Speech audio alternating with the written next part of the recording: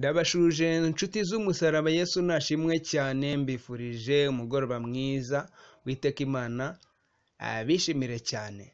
Nyuma yuko ku mugoroba w'ejo twabageshejeho inkuru ivuga ku itandukana rya Dorcas na Vestine ndetse n'uwari umujyanama wabo Muri Irene muri Ndabi, hakomeje kuvugwa byinshi cyane, ariyo mpamvu twakomeje kubakurikiranira iby'iyi nkuru.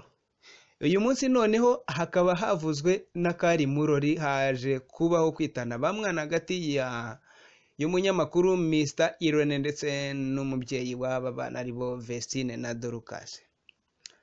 Aba bahanzi ba gospel bakomeje kuvugisha benshi, ndetse abakunzi ba gospel baribaza byinshi ku itandukana rya Vestine na Dorcas, ndetse n'umunyamakuru Irene muri Ndabi wari usanzwe ahagarariye inyungu z'aba bahanzi mu gihe cy'imyaka 2 ishize, ubwo ni ukuvuga ngo 2018. Uyu akaba ari umwaka wa 3.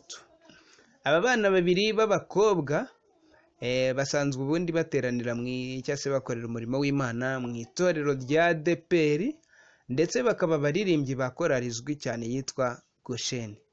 Ahangaha mwakwibaza muti ese ibi bintu byatangiye bite? Nyuma y'ibaruwa yashyizwe hanze n'umunyamakuru wavuzwe haruguru muri Ndabi, wari usanzwe afasha aba bana abinyujije mu nzu ye ifasha abahanzi yitwa Mr Irene Entertainment cyangwa se MIE. Umubyeyi wabo nawe uyu munsi yaje gushyira ahagaragara indi baruwa. Ahangaha mwakwibaza mutese byagenze gute? Kuri uyu wa 7 Nyakanga 2021 nibwo umunyamakuru Muri Ndabi Irene yashyize hanze ibaruwa yo gusezera ku bana b'abakobwa bavuzwe haruguru, cyangwa se gusezera nabo ku mugaragaro, cyangwa se kuba ahagaritse ibikorwa yarasanzwe akorana nabo. Aba bakobwa basanzwe bazwi ko ari abavandimwe.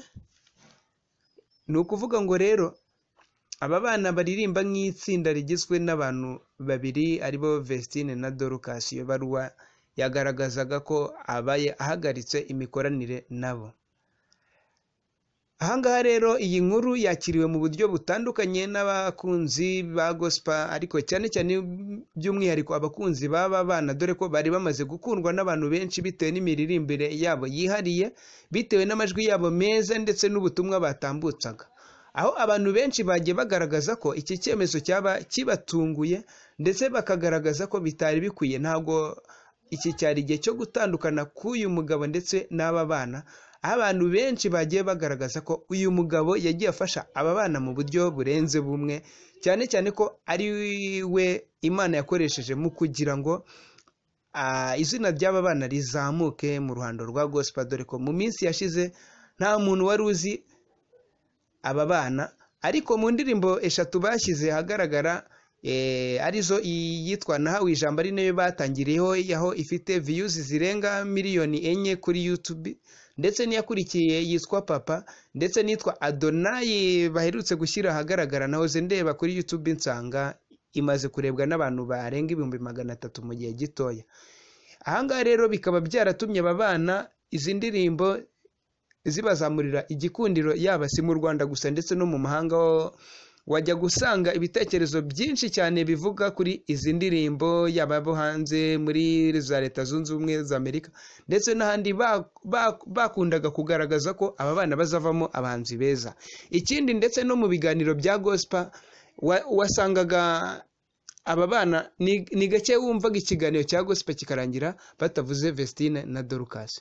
Rero iki gitondo cyo ku itariki 8 Nyakanga, ni ukuvuga ngo uyu munsi nibwo uyu mugabo Muri Ndabi, nyuma yuko abantu benshi bakomeje kumusaba kubabwira uko byagenze binyuze muri commentaire nyinshi bagiye batanga, nubwo yari yagaragaje ko azababwira ikibyishe inyuma mu minsi iri imbere, yagiye ku rubuga rwe cyangwa se kuri YouTube channel ye. Ahangaha yanyujijeho ikiganiro cyamaze iminota nka 50. Aha rero muri iki kiganiro yavuze ibintu byinshi cyane, ariko bifitanye isano n'intandaro yo gutandukana kwe n'aba bana, aho we aba bana abafata nk'abana be bwite ndetse akanagaragaza ko abakunda cyane.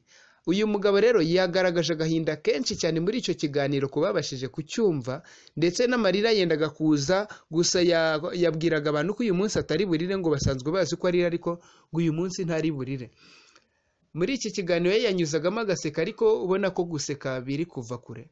Yagaragaje yuko intandaro y'ibi byose bidaturutse kuri aba bana, yewe ndetse yagaragaje ko atari ababyeyi, ahubwo akagaragaza ko intandaro ni abantu nyine bakomeje gushuka aba bana ahanini, ariko bo bakagaragaza ko uyu mugabo yaba afite izindi ndonke kuri aba bana, ariko we yagaragazaga ko abo bantu bagamije kubateranya, ndetse bo bakaba bashaka kugira ngo bazakomeze gukorana n'aba bana, ahubwo we ntiyatinyaga kugaragaza ko aba bantu baba bafite indonke cyangwa se ibindi bintu baba bakurikiye kuri aba bana, ariko bakabona yuko byose bagomba kubikora bahereye ku kubatandukanya n'uyu muyobozi cyangwa se manager wabo.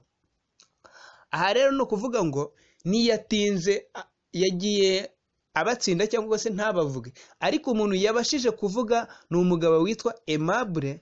Ahangaha ni ukuvuga ngo Aimable ni umuntu uzwi cyane, ni umuherwe, niwe bivugwa ko niwe wateguye icyo bita gospel entertainment.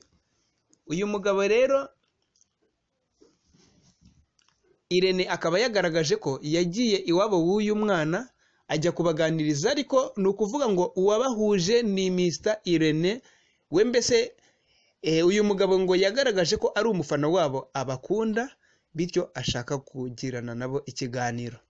Arangije amuha kontakite ze, aragenda ajya iwabo, arangije ahubwo ngo arabateranya, agaragaza ko muri Ndahabi ngo akura indonke kuri aba bana, ndetse ngo abifashisha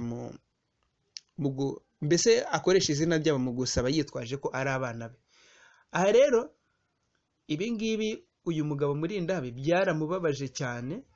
Aha rero akaba yagaragaje ko mbese we ibi ngibi icyo ashingiraho avuga ko ari abantu babashutse, we yagaragaje ko aziranye n'iwabo w'aba bana, dore ko nawe yagaragaje ko yigeze kujyayo, ndetse hari videwo yagaragaje ari iwabo w'aba bana, ndetse agiye gutaha nyina ndetse n'aba bana bamusabira imigisha myinshi cyane mu isengesho. Nyina yagaragazaga ko amusengera ku Mana kugira ngo Imana izamushyigikire, kandi kugira ngo Imana mbese izamurinde, yewe wagira ngo ni ubuhanuzi, kuko muri iryo sengesho byumvikanye nyina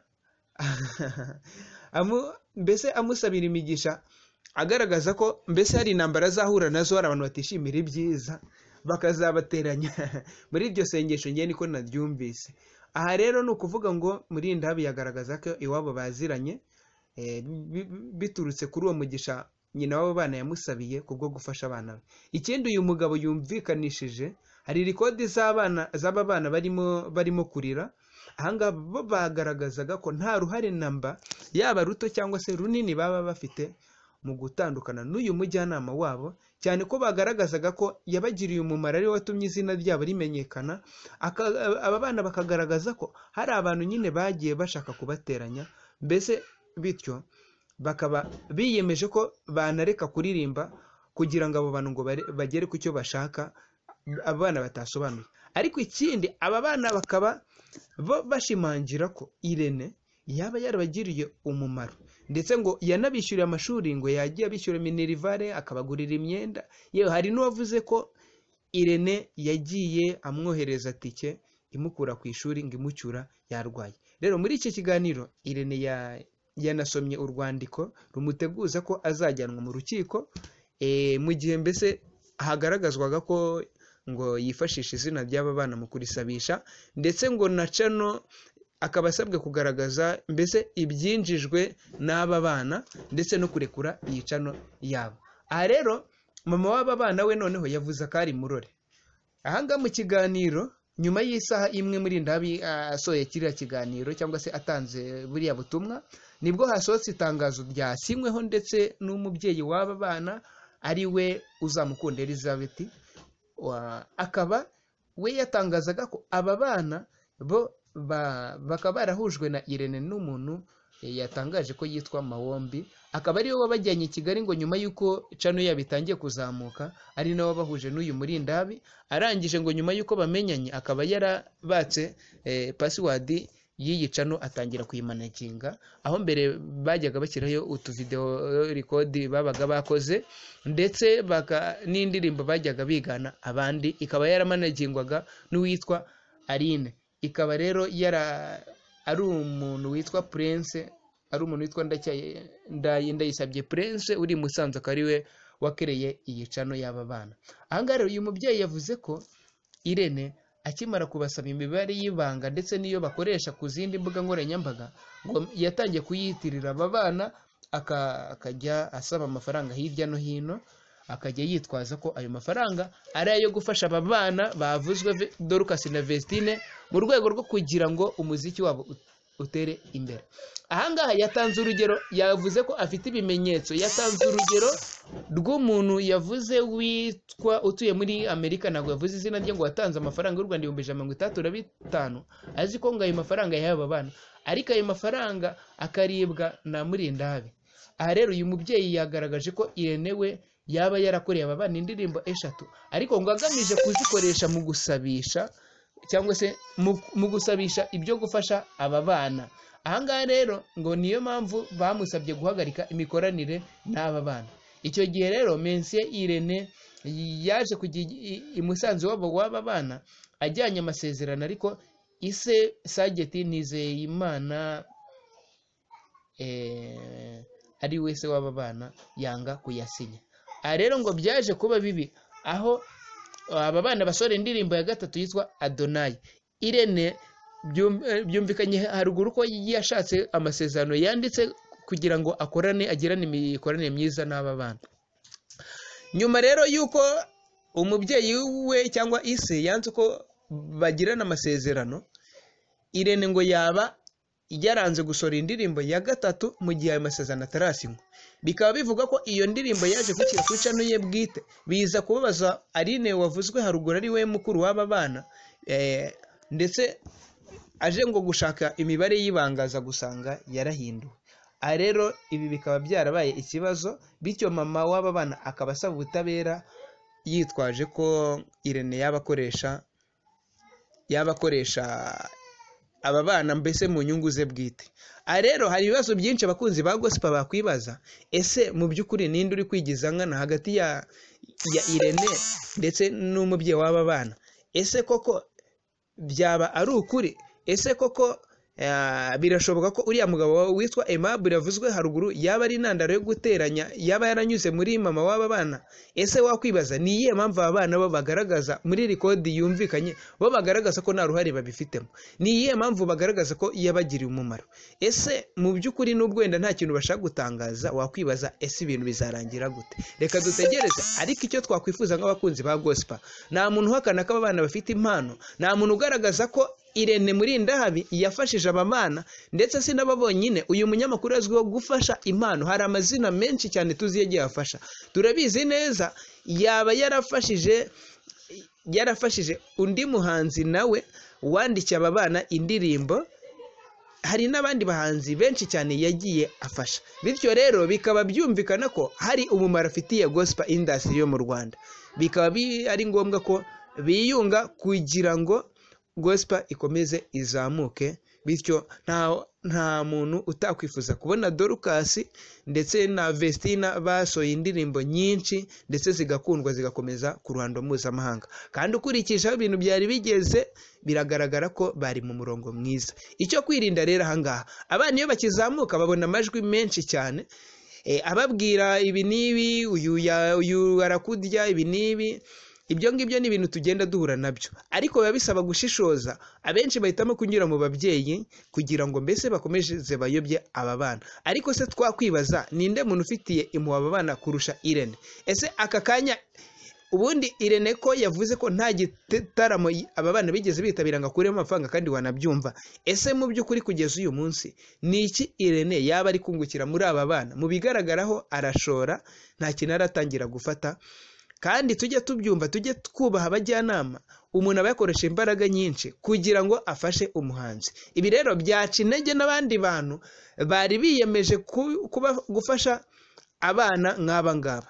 Kandi noneho ikindi bikaba byatuma abahanzi bamwe na bamwe batazamuka, kuko nk'ubu hari umunyamakuru tuziranye, umwe mu banyamakuru bakomeye uri imwe muri radiyo nashaka kuvuga izina, twahoze tuganira ambwira ko ibi bintu bizagira ingaruka cyane cyane kuri aba bana, cyane cyane mu gihe uyu Aimable yaba ari gushuka aba bana kugira ngo azajye bafasha, cyane cyane ko Irene kuko ari n'umunyamakuru byamworoheraga buriya mbese gufata indirimbo y'uriya mwana akayihererekanya mu bandi banyamakuru bagenzi be bikoroha ndetse bakayikina. Ariko mu gihe bazajya mu ntoki mu biganza by'umuntu udafite ahuriye n'itangazamakuru, bishobora kuzaba ikibazo ndetse bikagorana, bityo bigasubiza bariya bana inyuma. Ndetse uwo munyamakuru ntavuze izina we yangaragarije ko ibi bintu bishobora kuzatuma aba bana itangazamakuru ribikoma, bitewe n'uko urumva niba baharabitse umunyamakuru mugenzi wabo, n'undi wakabafashije yagatekereje ko bizagenda gutyo. Baravuga mu Kinyarwanda ngo